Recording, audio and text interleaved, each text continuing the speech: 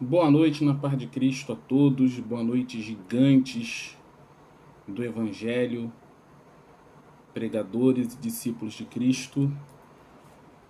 Vamos dar início aqui a mais um pequeno debate, um pequeno entendimento. E antes de começarmos, vamos orar um pouco. Curve sua cabeça aí. Senhor Deus Pai Todo-Poderoso, Deus, em nome de Jesus, Senhor, te agradecemos por este momento onde vamos meditar um pouco na Tua Palavra. Senhor, abre as nossas mentes a entender o que o Senhor fala através da Bíblia Sagrada e que nós possamos, Senhor, após compreender, praticar aquilo que é ensinado pelo Teu Filho amado Jesus Cristo, para todo sempre. Amém. Gente, a Cauane perguntou pra gente aí que a Bíblia diz para não fazermos nada no sábado. Então, por que fazemos? Antes de a gente falar por que a gente faz as coisas no sábado e a Bíblia diz que não devemos fazer, vamos primeiro ver o que a Bíblia diz na sua essência, na sua letra propriamente dito. Então, a primeira referência aí, já pode abrir a Bíblia, Êxodo capítulo 20, versículo 9 ao versículo 11, que é um dos mandamentos que fala sobre o sábado, o sétimo dia.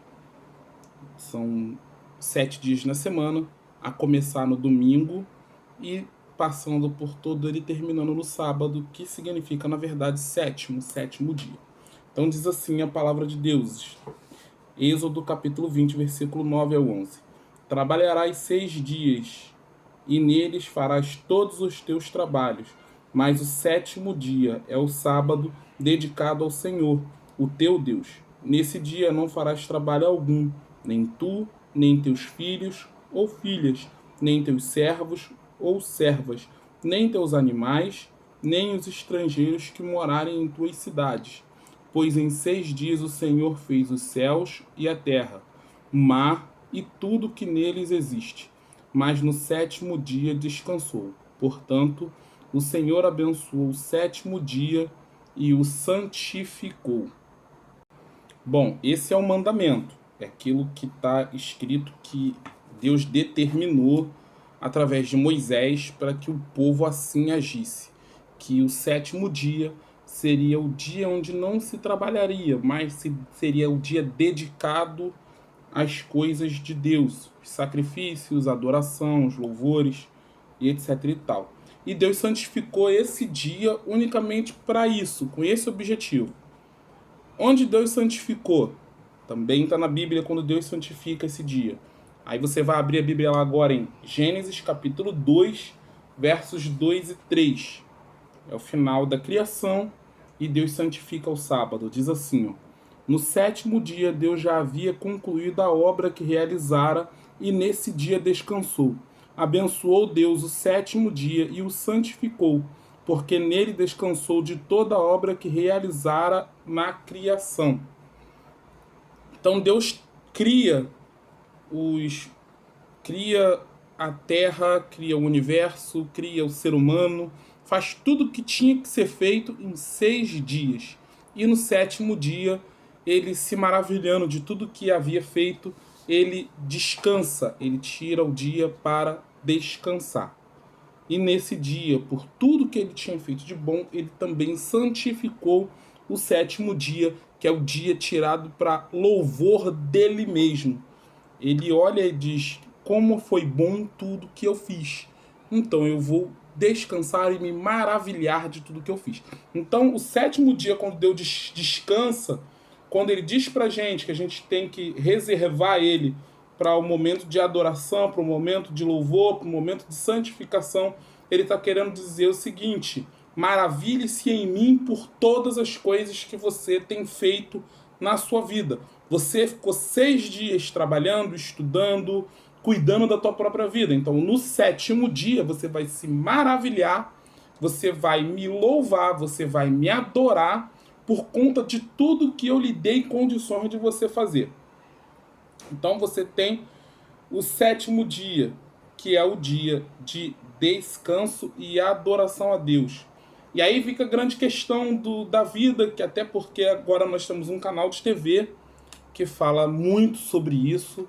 Quem tiver a oportunidade de ligar a sua TV aí, que tem antena digital, é canal aberto da antena digital, é só sintonizar lá, você vai achar o canal de TV, que tem ótimos ensinamentos bíblicos, porém eles têm esse detalhe de pregar que o sábado, o sétimo dia, é o dia reservado somente para adoração ao Senhor, e qualquer um que não pratica isso, que tira isso dos seus preceitos cristãos, evangélicos, seja lá o nome que você queira dar, está cometendo heresia, está cometendo pecado, se desviando dos 10 mandamentos, se desviando daquilo que Deus propôs ao ser humano. Mas nós, Assembleia de Deus, Batista e muitas outras denominações, entendem de maneira diferente. Entendemos que o sábado é um outro dia como qualquer outro, não é isso? Aparentemente a gente entende que o sábado é um dia como qualquer outro, e nós mudamos. Nós não vamos mais reservar o sábado para adoração. Vamos fazer isso então no domingo. É o domingo, tecnicamente, onde 99% das igrejas, pelo menos no Brasil, se reúnem com o objetivo máximo de adorar a Deus. Então dedicam praticamente todo o domingo para isso. Escola bíblica, na maioria das igrejas evangélicas é no domingo. Santa Ceia, a maioria das igrejas evangélicas no domingo.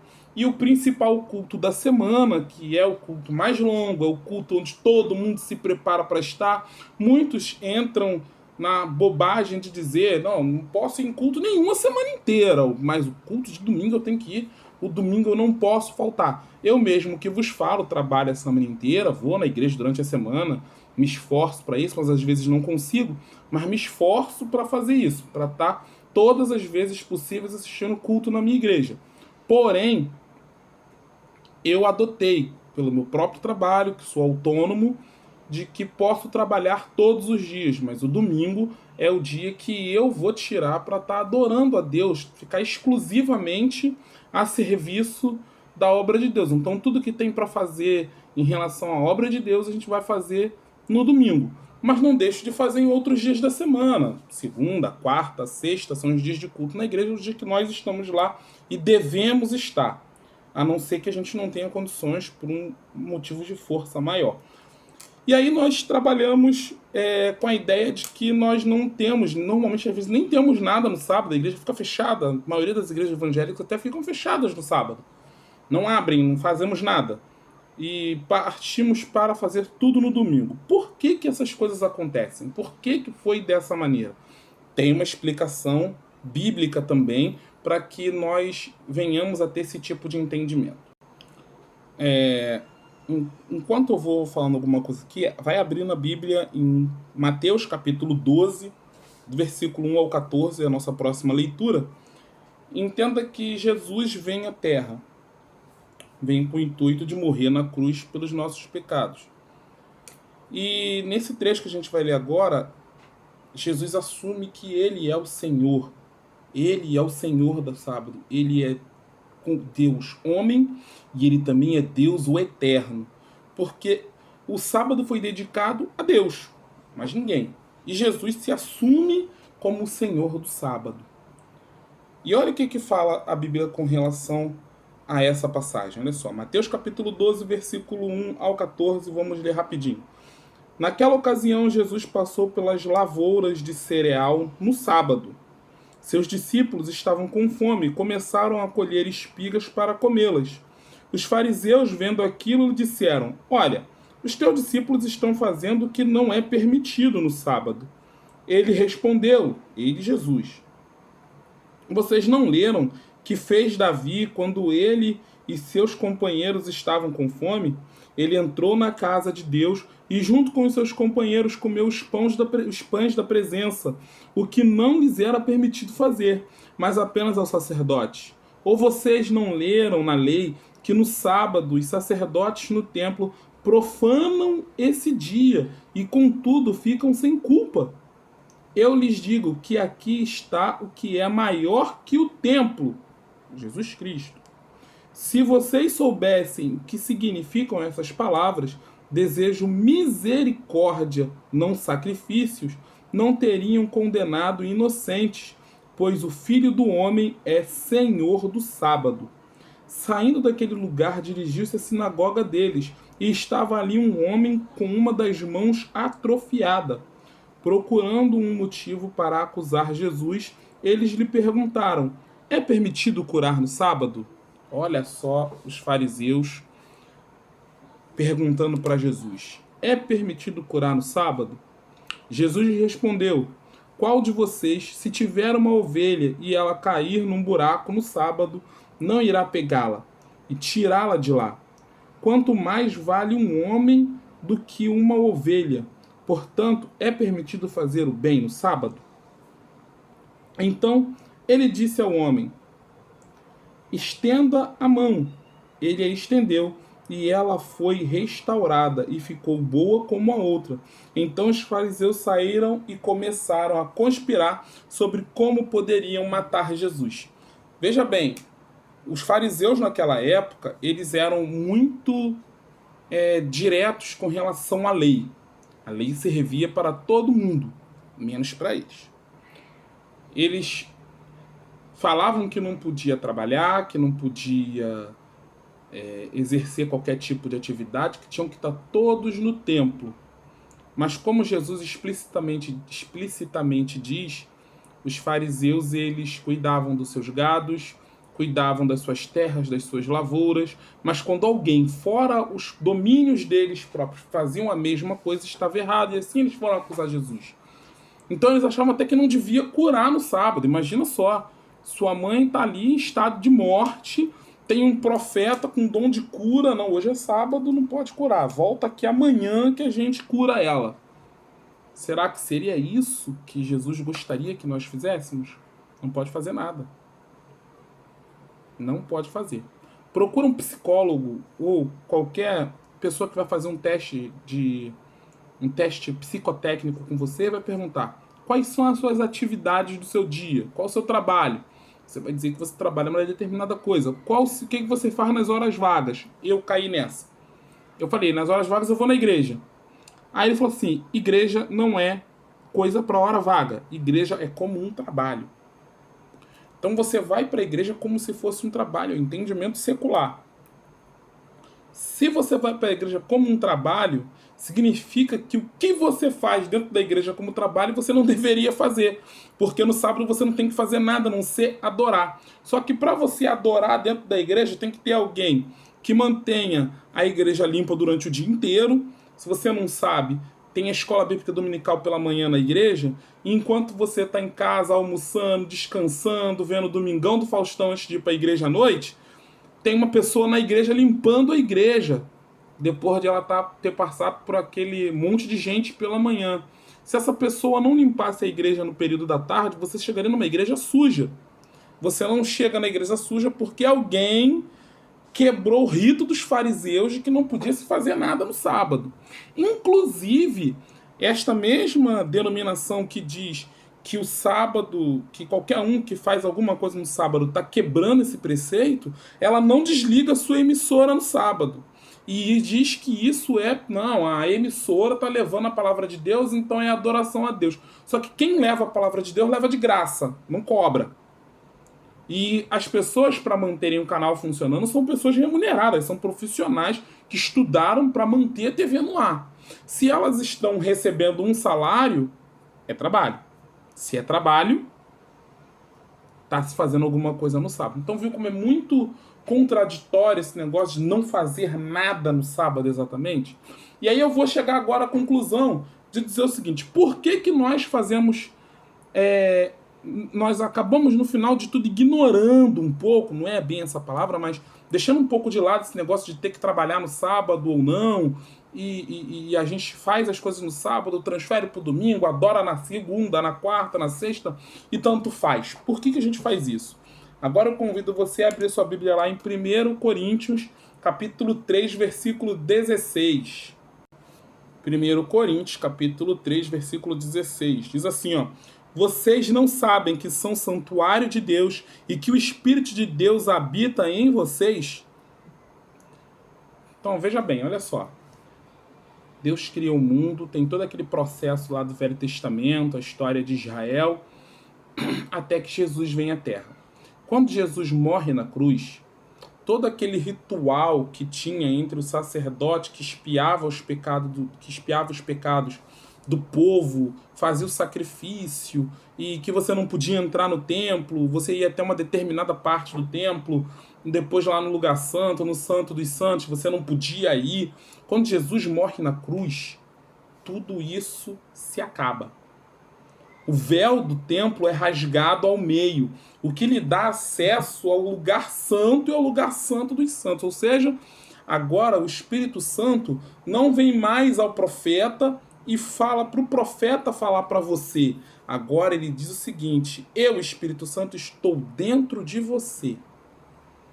Se o Espírito Santo está dentro de você e você é o templo, eu sou o templo, em que momento você vai tirar para adorar a Deus?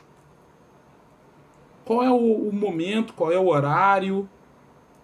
Em que momento você vai pedir perdão pelos seus pecados? Lembrando que a gente leu há pouco em Mateus 12, não é mais o sacrifício agora, é a misericórdia. Em que momento a gente vai fazer isso? Em que momento a gente tira para ter um momento de santificação, um momento de consagração, um momento de busca, de dedicação, de leitura da palavra, de estudo? Só no sábado? Só no domingo? Ou como o Espírito Santo agora habita em vós, está o tempo todo em vós, você não passa agora a tirar todo o tempo da tua vida para viver em adoração? Você adora, você se santifica, você se purifica, você busca e você louva a Deus enquanto você tem fôlego. Em todo momento, em todo tempo. Deus santificou o sábado naquele período para adorá-lo, porque as pessoas não entenderiam que teria que tirar um momento para adorar a Deus. As pessoas eram ignorantes. As pessoas, por muito menos, se desviavam do propósito de adoração. Moisés foi para o monte falar com Deus para dar instrução ao povo. Moisés demorou um pouco, o povo achou que ele estava demorando demais, o povo foi lá e fez um bezerro de ouro e foi adorar o bezerro. Não escolheram nem dia, foram adorar o bezerro. E hoje a gente não precisa mais esperar o sábado para adorar a Deus. Você pode adorar a Deus agora, nesse momento. Deus não tem mais esse negócio de espera chegar o sábado. Quando chegar no sábado, você sacrifica, você pede perdão. Só que a volta do Filho do Homem é iminente, é a qualquer momento. E se o Filho do Homem voltar agora e você não tiver buscado a misericórdia de Deus, você vai ficar. Então, se a gente consegue tirar o sábado inteiro para adorar a Deus, faça, é bom. Mas não se esqueça que o Espírito Santo de Deus agora habita em vós. E você tem que ter todos os dias, em todo momento, uma vida de santificação, uma vida de oração, uma vida de louvor e uma vida separada para o Cordeiro de Deus. Lembrando o seguinte: buscai a paz e a santificação, sem a qual, a santificação, ninguém verá a Deus. Então, para você conseguir chegar à santificação, você tem que transformar todos os dias da sua vida num eterno sábado. Cumprindo as suas responsabilidades, porque Deus diz que você tem que cumprir suas responsabilidades na terra. Mas todo dia do cristão tem que ser sábado. E temos que adorar a Deus todos os dias. Amém? Então, deem uma olhada nisso aí. Preste atenção, medita nesses trechos bíblicos que nós colocamos aqui em pauta e vamos discutir o assunto, vamos falar sobre o que cada um entendeu e botem os questionamentos aí pra gente continuar a falar sobre isso, amém? Fiquem com Deus, Deus abençoe. Pai Celestial, muito obrigado por este momento, Deus. Abençoa os teus filhos que vão ser alcançados por esta palavra e que nós possamos exercitar o que o Espírito Santo de Deus fala conosco. Deus, nos enche com teu Espírito, Senhor, que nós possamos ser cada vez mais santificados para glorificar o teu nome. Amém. Fiquem com Deus, meus gigantes.